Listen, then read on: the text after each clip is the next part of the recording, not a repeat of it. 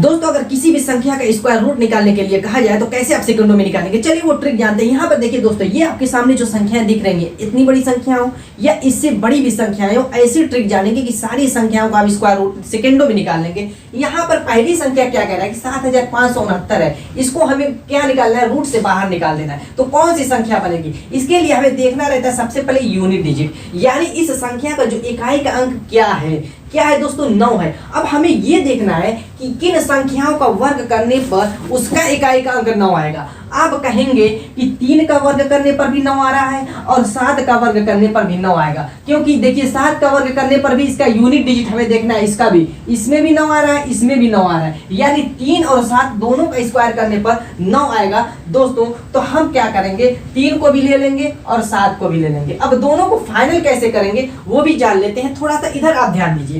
अब यहाँ पर देखिए दोस्तों, 1 और 9 का वर्ग करने पर दोनों संख्याओं का यूनिट डिजिट 1 बनता है, 2 8 का करने पर 4 बनता है, 3 7 करने पर 9 बनता है, 5 का 5 ही बनेगा हर कंडीशन में, 6 का 6 ही बनेगा।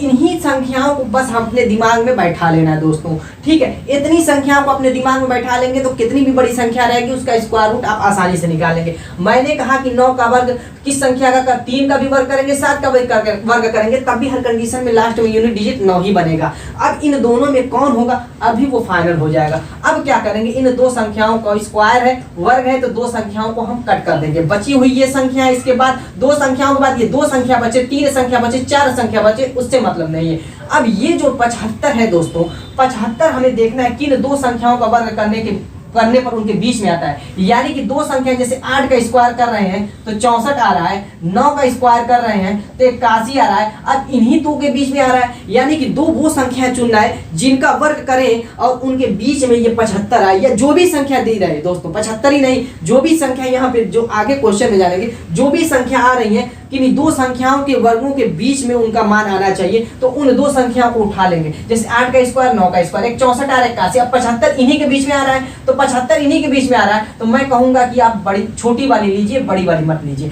यानी कि आप 8 को उठा लीजिए तो आप कहेंगे 83 भी बनना है, 87 भी बनना है। अब इन दोनों में हमें चूज कौन सा करना है, चूज वो करेंगे जो 75 के ज्यादा करीब हो। यानी कि 75 के करीब दोस्तों ये नंबर आएगा कि ये नंबर आएगा, 75 के करीब दोस्तों 81 आएगा, न कि 64 आएगा। तो अब 81 यानी बड़ा वाला नंबर आ रहा है, तो बड़ी वाली संख्या लेंगे, यानी कि ये आपका आंसर हो जाएगा। चलिए दोस्तों एक और क्वेश्चन करते हैं ताकि आपका डाउट क्लियर हो जाए। और वीडियो पसंद आ रही हो तो लाइक कर दीजिएगा, नहीं तो चैनल को सब्सक्राइब कर दीजिएगा। चलिए स्टार्ट करते हैं। यहाँ पर देखिए, इसका इकाई का अंक 1 है, तो आप कहेंगे कि 1 का वर्ग करने पर भी 1 आएगा और 9 का वर्ग करने पर भी 1 आएगा, यानी 2 नंबर।